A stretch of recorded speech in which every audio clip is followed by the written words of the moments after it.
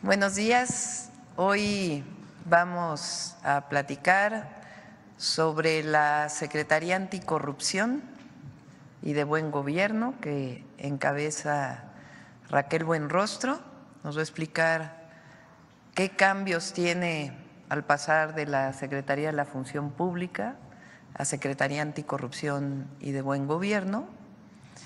Y tenemos también a Noemí, que hoy es Día de Mujeres en la Historia y vamos a hablar porque hoy es el aniversario del voto de las mujeres, 71 aniversario del voto de las mujeres. Entonces Noemí nos va a hablar sobre ello, dado que el día de hoy además es Mujeres en la Historia. Ah, no, ese es mañana, ¿verdad? ¿O es hoy? Hoy, ¿verdad? Mujeres en la Historia, hoy. Bueno, entonces le voy a dar la palabra a Raquel, luego le voy a dar la palabra también a Noemí, de una vez porque me imagino el tema que vamos a tratar el día de hoy y vamos a darle su tiempo. Adelante, Raquel. Con su permiso, Presidenta. Si nos ayudan con la presentación, por favor. Bueno, primero les vamos a platicar de dónde estamos partiendo. Nosotros estamos partiendo ya de un primer piso de la cuarta transformación.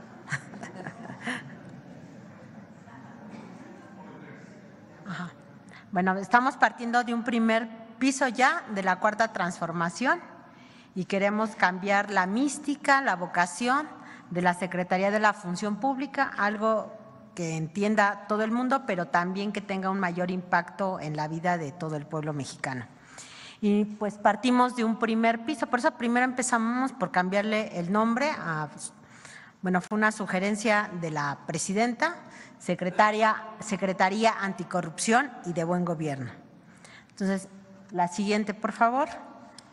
La siguiente. ¿Dónde estamos y de dónde partimos? Partimos ya de un ejercicio que se hizo ya de empezar a separar el poder político del poder económico. ¿Eso qué significa? Que el gobierno, en lugar de estarse preocupando siempre por beneficiar a los grupos más poderosos, a los más ricos, está viendo por el bien del pueblo. Eso nos da una mística y una vocación diferente al gobierno, que es una vocación de servicio al servicio del pueblo. Ya no actuar como se actuaba antes, siempre favoreciendo a las clases más privilegiadas. Entonces, ya tenemos un buen punto de partida porque nos va diciendo hacia dónde se tiene que orientar nuestro gobierno. Adicionalmente, también tenemos un ejercicio público distinto, como lo es la comunicación directa por parte de, en este caso, de la presidenta, como esta mañanera del pueblo, que ayuda a que la gente esté mejor informada, que no tenga nada más la información que nos quieren desmenuzar los poderes económicos, sino que sea una información más abierta, más fluida y más transparente. Eso hace que el pueblo de México cada vez sea más político y cada vez tenga más conocimiento y más herramientas para evitar que los gobiernos corruptos regresen. Darse cuenta dónde están los nichos o dónde estaban los nichos de corrupción y estos estarlos siempre vigilando y evitando. Entre las estrategias que se usaron, de las primeras estrategias que se utilizaron para ir abatiendo la corrupción fue la entrega directa de los recursos de los apoyos sociales. Esto permite varias cosas. Primero, elimina los intermediarios, que sin hacer nada pues llevaban comisiones, y una comisión pues, de todo lo que son los programas sociales es muchísimo dinero. Entonces, al no tener una comisión, al tener una entrega directa, pues también permite orientar cada vez más recursos a esta población y entonces podemos asignar más dinero a más gente que apoye directamente a la población sin intermediarios y con un mayor gasto efectivo en beneficio de la gente. También se eliminó la condonación de impuestos. Las grandes fortunas eran beneficiadas cada cambio de administración, venía una condonación de impuestos grandes a todos los poderes económicos que habían apoyado en las elecciones previas. Y eso al final del día nada más se traduce en menos recursos para gobernar, en menos recursos para programas sociales, en menos recursos para las inversiones públicas. También eso se eliminó, se acabaron los privilegios, en la parte de impuestos ya hay piso parejo, y todos los servidores públicos lo que estamos viendo es que estamos trabajando para el pueblo. Y también vino una mística de austeridad republicana, que quiere decir cero lujos, no menos gasto, porque incluso el gasto social ha incrementado, el gasto de inversión pública ha aumentado, lo que no se quiere es que sigan los lujos. Entonces, de cero lujos, porque no puede haber un gobierno rico con gente pobre. La siguiente, por favor. De los resultados de esta primera etapa, pues vemos que la tasa de los actos de corrupción disminuyó 11%. Es decir, de 15 de cada 100 que percibían o tenían una experiencia de un acto de corrupción en algún trámite con el gobierno, se redujeron a 14, que es una disminución del 11%. La siguiente, por favor. También la percepción de la gente, de cuando hacen alguna gestión con gobierno, tienen presencia en una práctica de corrupción, también se redujo en 8 puntos porcentuales. Ahorita la tasa de percepción es del 83.1%. Es la tasa más baja histórica desde que se tienen registros en el país. La siguiente, por favor. ¿Por qué es importante abatir la corrupción? ¿Por qué nos interesa abatir la corrupción? Bueno, la corrupción, no solo por cuestiones éticas, sino también pragmáticas, tiene que ser erradicada por el bien de todos. Primero, tenemos un ejemplo que es debilita el Estado de Derecho. ¿Eso qué quiere decir? Cuando hay corrupción no hay una impartición de justicia adecuada, prevalece la impunidad y al haber impunidad se vuelve un círculo vicioso porque entonces evita cada vez que la gente se inhiba ante la corrupción. Promueve, digamos, los actos de corrupción, hay impunidad y se regresa. Entonces, eso es malo porque afecta prácticamente todas las actuaciones del gobierno. Inhibe las inversiones. Si alguien quiere venir a inversiones y se presenta que con los trámites tiene que hacer moches para hacer sus trámites ágiles, si siente que no caminan, no hay certidumbre jurídica de si le van a dar una autorización o no. Estamos hablando a todos los niveles, tanto de municipios, estados, gobierno federal, poder judicial, poderes legislativos, se complican las decisiones. Y al no haber inversiones o al no agilizar tampoco el dinero, pues hay cada vez menos empleo y menos desarrollo económico para el país. También resta eficiencia y confianza en las instituciones. ¿No? Si una persona está acostumbrada o se presenta ante una institución a hacer un trámite, una gestión y lo dilatan, hay discrecionalidad, hay moche, pues la gente empieza a perder la confianza en el gobierno, ¿no? Y al perder la confianza en el gobierno también recurre a él menos y se vuelve cada vez más ineficiente. Entonces nosotros tenemos que combatir la corrupción porque al revés, la obligación del gobierno es servir y trabajar para el pueblo. Genera desigualdad. Cuando hay corrupción todos los recursos no llegan adecuadamente. Reduce los ingresos públicos, porque hay evasión fiscal, se hacen auditorías a modo, tenemos contrabando, la recaudación baja. En cambio, cuando se combate la corrupción, lo que podemos tener es, por ejemplo, aumentar los ingresos públicos, esto permite tener mayor gasto y ese mayor gasto también ayuda a mantener ciertos programas sociales, ciertos programas de inversión y va contribuyendo a ir desapareciendo la desigualdad entre la gente. ¿Por qué? Porque nos permite tener recursos públicos, mayor número de recursos públicos para poder poner a la gente, digamos, en mejores condiciones con diferentes programas, tanto sociales como inversiones. Y también la corrupción puede llegar a limitar el acceso a los servicios públicos, ¿no? Cuando se imparten o se prestan los servicios con discrecionalidad, pues no le llegan a toda la gente y solo le llegan a veces a algunos privilegiados que son los que tienen el modo de efectuar un acto de corrupción. Y nosotros no queremos eso, nosotros trabajamos para la gente, queremos darle servicio a todo el pueblo de México y nosotros gobernamos para el pueblo de México y no para unos cuantos.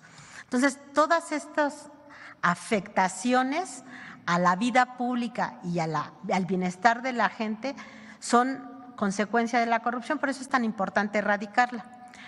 Según estadísticas internacionales, en promedio en todo el mundo el 5% del PIB son actos de corrupción. Esto es muchísimo dinero, ¿no? Si nosotros habláramos, por ejemplo, de México con ese estándar internacional, pues podrían ser alrededor de 15,000 millones en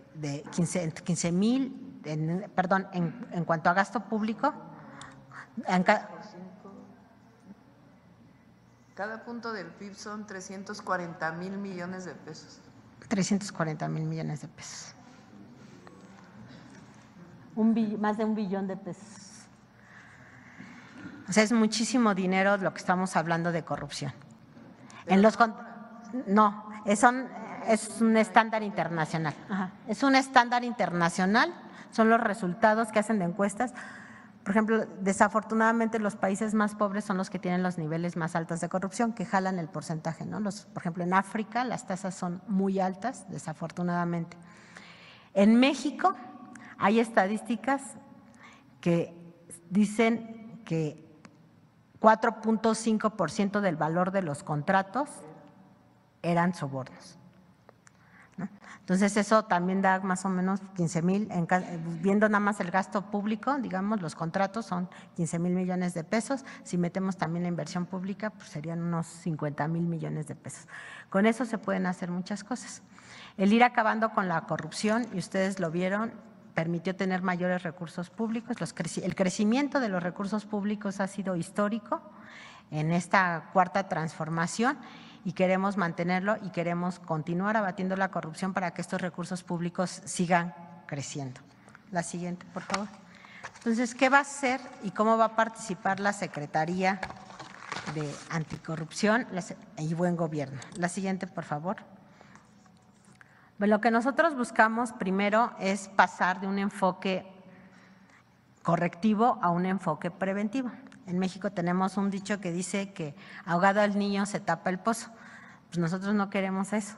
Nosotros queremos desde antes evitar que se cometan los actos de corrupción, porque esto nos va a liberar también mucho más recursos, ¿no? No solo sancionar, sino evitar que se realicen. Para eso tenemos que hacer un trabajo muy cercano y oportuno pues, con toda la sociedad, con la gente, con los servidores públicos y también con el sector privado, porque la corrupción es no solo dentro del gobierno, sino también en el sector privado, ¿no? Siempre hay un corruptor y un corrompido para que pueda haber un acto de corrupción. Entonces tenemos que buscar cómo evitarlo de las dos partes de la balanza. Y esta secretaría pues nos ayuda mucho a esa participación porque en el gobierno hay pocas secretarías que son transversales. ¿Qué quiere decir eso? Son secretarías que están vinculadas absolutamente con todas las dependencias del gobierno, que tienen que ver con todas las secretarías, con todas las entidades, pero no solo con las del Ejecutivo Federal, sino también con los estados, con los municipios y también tenemos la relación con el Legislativo a través de la Auditoría Superior de la Federación. Entonces, es una secretaría que tiene un alcance, digamos, normativo y de supervisión amplio y que puede participar en todas las secretarías y entidades. La siguiente, por favor. Y esto nos lleva a establecer cuáles son los pilares que va a tener esta secretaría. Digamos que tenemos como un policía bueno y un policía malo. El policía bueno es el buen gobierno, que es el que va a prevenir. ¿Cómo le hacemos para que no se cometan los actos de corrupción y no perder ese dinero por un acto de corrupción desde el principio? Bueno, lo primero es dignificar la carrera del servidor público o del servicio público. O sea, la gente y los funcionarios, los servidores públicos tenemos que entender que trabajar en el gobierno es una vocación, es una mística y como hemos dicho en muchas ocasiones, no hay mayor satisfacción que cuando se hacen cosas para beneficio de los demás. Entonces, esto nos lleva a tener que invertir, digamos, muchísimo en trabajar mucho en la formación ética y de integridad del servicio público para tener esa mística, esa vocación y esos principios y valores. Y acompañarlo de capacitación, porque esta capacitación técnica también ayuda al cumplimiento de las metas. Pero lo primero que tenemos es que desarrollar una vocación en el servicio público, una mística, pero además acompañada de valores de ética y de integridad. La otra es dar acompañamiento preventivo a las instituciones. todos los programas prioritarios, todos los proyectos estratégicos. A veces son muy grandes, de los que ustedes ya conocen que se llevaron a cabo en el primer piso, pues está el Tren Maya, pero la presidenta tiene también aquí planes para aumentar muchísimo más, por ejemplo, el sistema ferroviario, 3,000 kilómetros. Son muchos proyectos de gran envergadura donde participa muchísima gente y son muy complejos y llevan mucho tiempo y requieren muchos recursos. Entonces tenemos que darles acompañamientos para inhibir la corrupción y asesorarlos en toda la parte normativa para que todo sea transparente y también ir de la mano para ir transparentando todo el ejercicio público. Modernizar la administración pública para inhibir la corrupción. Esto va acompañado de la Agencia de Transformación Digital. Nosotros creemos en que entre mayor sistematización haya, hay menos tentación para la corrupción. Si no hay contacto humano, sino todo es a través de sistemas y entre más ágil sea, más eficiente, es mucho menos la tentación de caer en un soborno, en una discrecionalidad. Consolidar las compras públicas también, trabajar en transparencia proactiva, que es pues que la transparencia sea un hábito en el quehacer público, en el hábito diario, en la medida que transparentemos nuestra actuación y que vayamos más allá de la ley. También, si el trabajo está a la vista de todo el mundo, también es más difícil que haya corrupción. Y obviamente sumar a la sociedad y al sector privado en todos los trabajos. La siguiente, por favor. Y la área de anticorrupción es así, sería enfocar a los OICs en áreas de mayor impacto y relevancia. Son cosas que no se saben hacia afuera, pero luego la función pública resulta como en un aparato muy burocrático que hace trabajar mucho a las dependencias y las distrae de sus labores sustantivas. Entonces lo que queremos es tener no trabajar por trabajar, sino más focalizado y orientado siempre a acciones de mayor impacto y relevancia. Fortalecer la cultura de la denuncia, tanto en el sector público como en el sector privado, y garantizar la confidencialidad de las denuncias. Muchas veces no denunciamos. Entonces la gente tiene también que ayudarnos a denunciar para lograr identificar más rápido los problemas. Realizar investigaciones que puedan inhibir la investigación, es decir, no hacer investigaciones al final o después, sino desde antes, ir viendo cómo va evolucionando el gasto público, evolucionando la prestación de servicios, evolucionando la percepción también de la gente, para que vayamos actuando y corrigiendo sobre la marcha. Y finalmente, combatir la impunidad. Tenemos que hacer que violar la ley sea más caro que cumplir la ley. Que no haya ningún incentivo para violar la ley. Ahorita para muchas empresas es más fácil decir incumplo con el contrato porque la penalización es muy baja y mejor digo que no tengo y con otra empresa lo vendo con una adjudicación directa a un precio más alto porque aparentemente hay un desabasto. Entonces tenemos que hacer mecanismos legales, jurídicos, con certidumbre, donde violar la ley sea más caro que cumplirla. La siguiente, por favor. La siguiente.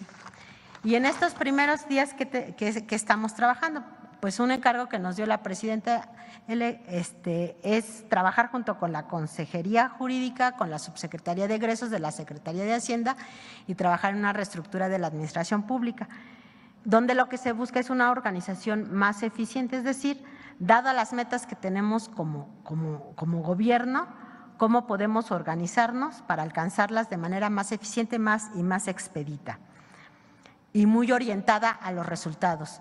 También vamos a llevar la parte de acompañamiento, ya en los primeros días ya nos han instruido el acompañamiento ya a proyectos como el Tren Maya, el sector salud, seguridad alimentaria y entre otros. ¿Y cuál es la idea? Lo que decimos es ir de la mano con el ejercicio público para que se vaya viendo que se vaya ejerciendo de manera transparente y eficiente. Tenemos en puerta modificaciones a la Ley de Adquisiciones y a la Ley de Obras, que nos da agilidad en el proceso de adjudicación de contratos, en los fallos, pero además genera nuevos mecanismos. Estos nuevos mecanismos son eficientes y más competitivos. Se están incorporando, por ejemplo, las subastas, es decir, que empiecen las pujas para que los precios no sean el primero, sino se empiecen a bajar y poder tener beneficios. Ya hemos hecho algunos ejercicios y hemos logrado hasta ahorrar hasta un 70% bajar el precio cuando se hace una subasta.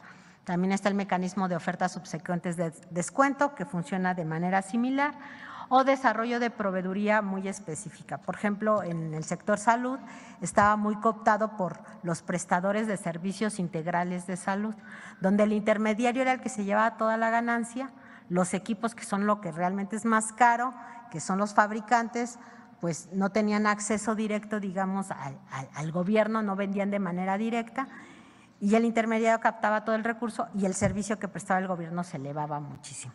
Entonces, ahí tenemos que cambiar las formas de hacer las compras, cambiar las estrategias, y eso implica desarrollar proveeduría nueva. Si el fabricante no está acostumbrado a vender directamente al gobierno porque no instalaba en las salas, digamos, de hemodinamia, pues ahora tiene que hacerlo. Y luego la otra es trabajar también en ruedas de negocios de los compradores públicos. Nosotros también como compradores públicos, como gobierno, también apoyar a las pequeñas y medianas empresas y a las empresas sociales. Estos son, por ejemplo, las cooperativas. Otro tema de intermediarismo, por ejemplo, son las empresas que hacen servicios de limpieza, las empresas que proveen papelería, etcétera. Entonces, ver cómo le hacemos para que participen más las MIPYMES y no tener a esos intermediarios que acumulan y que son los que acumulan la rentabilidad, y las pequeñas empresas, que son las que dan 7 de cada 10 empleos, pues tienen las rentabilidades menores, o las cooperativas u otro tipo de empresas. Y una queja, una solicitud de información que ha sido muy recurrente en estos primeros días de gobierno y muy reiterativa, es las quejas sobre la información histórica de Compranet. Ahí les platicamos, había un sistema de Compranet 5.0 que quedó obsoleto, y ahí ese sistema obsoleto tenía los contratos de 2012 al 2022. Ahorita estamos trabajando para extraer toda esa información y ponerla a la vista. En los primeros 100 días van a tener ya toda la información en todo. La siguiente, por favor. Y otro tema es el futuro de la transparencia. ¿Qué tenemos en la transparencia? Pues lo primero que tenemos que saber es que la propuesta de reforma mantiene la promoción, el respeto, la protección y la garantía del derecho al acceso de la información pública y a la protección de los datos personales. Es decir, no cambia en nada lo que requiere la gente en cuanto a información.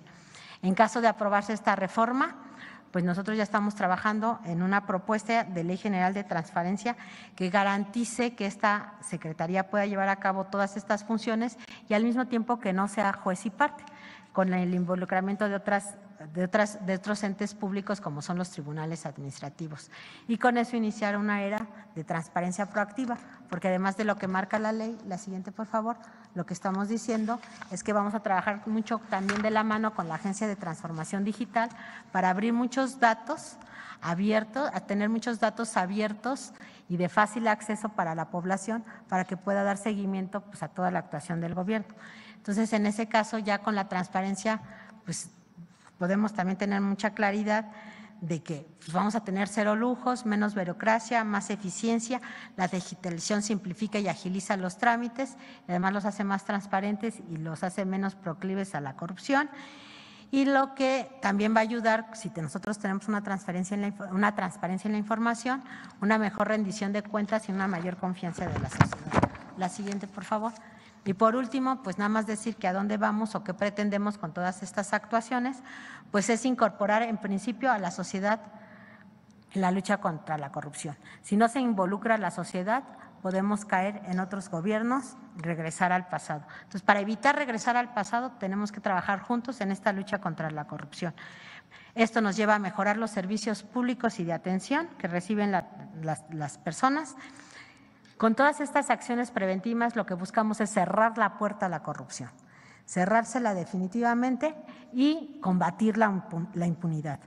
Con todo ello y con un gobierno que sea íntegro, más eficiente y cada vez más cercano a la gente. Todo esto de la mano, y para eso ayuda también la transparencia, para que la sociedad y el pueblo sea involucrado y evalúe lo que el gobierno está haciendo. El pueblo manda y el gobierno es para el pueblo. Muchas gracias.